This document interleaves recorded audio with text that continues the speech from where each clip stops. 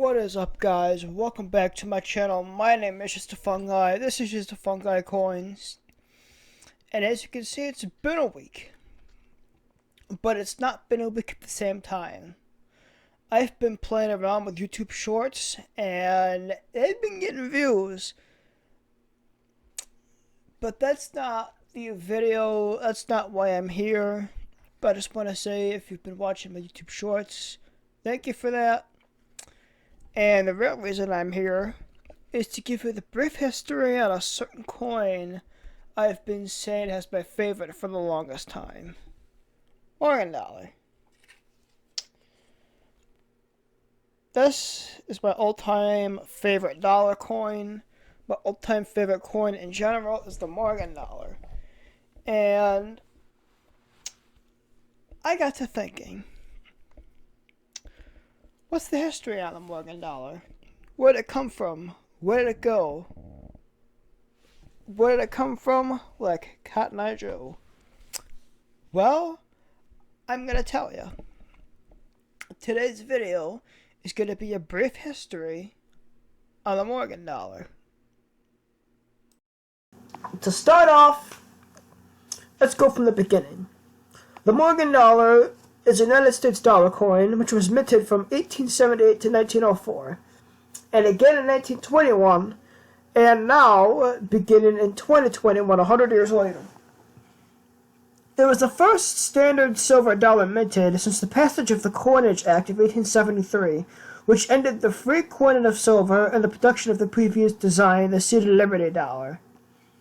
The coin is named after the designer, United States Mint Assistant Engraver George T. Morgan. The obverse depicts a profile portrait representing Liberty, modeled by Anna Willis Williams, while the reverse depicts an eagle with its wings outstretched. The mint mark, if present, appears on the reverse above the D and the O in dollar. The design history. It's one of my all-time favorite coins, if not my all-time favorite coin, and it is for the design. It's just a beautiful design. In 1876, director of the Mint, Henry Linderman, began efforts to redesign the nation's silver coins.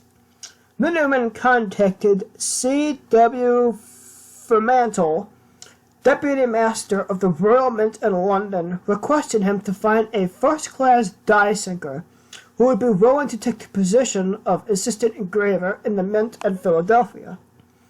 In response to Linderman's request, Fremantle wrote, "My inquiries as to an assistant engraver led me very strongly to recommend for the post Mr. George Morgan, age 30, who has made himself a considerable name, but for whom there is not much opening at present in this country." An agreement was reached between Linderman and Morgan for the engraver to work at the Philadelphia Mint under Chief Engraver William Barber on a 6-month trial basis. And Barber coins made by William Barber, just as beautiful as the Morgan dollar and coins he designed. Morgan arrived in October 9th, 1876. His earliest pattern coins, designed during his tenure at the Philadelphia Mint, were intended for the half dollar. In 1876, he enrolled in the Pennsylvania Academy of Fine Arts to create the new Liberty head design. Morgan also obtained studies for the nature of the bald eagle as preparation for the reverse design. For the representation of Liberty, he sought to depict an American woman rather than the usual Greek-style figures. Morgan's friend, artist Thomas Ekins, suggested to use Anna Willis Williams of Philadelphia as a model. In total, Morgan had 5 sittings with Williams and declared her profile to be the most perfect he had ever seen. The production of these coins, they did not commence until March 11th, more than a week after the passage of the Bland-Allison Act. The first acceptable strike, after adjustments were given to the press, was coined at 3:17 p.m. at the Philadelphia Mint. This piece was given to President Hayes. The second and third were given to the Secretary of Treasury John Sherman and Mint Director Henry Linderman. Linderman desired to involve the Western Mints, San Francisco and Carson City in the production in order to help reach the monthly quota necessary under the Bland-Allison Act. Pressure was so great that the Philadelphia Mint halted production of all other coins and began operating overtime. And keep in mind, back in these days, coins weren't minted like they are now. Coins were minted one at a time, not hundreds of thousands at a time. There was no mint a million coins in a day.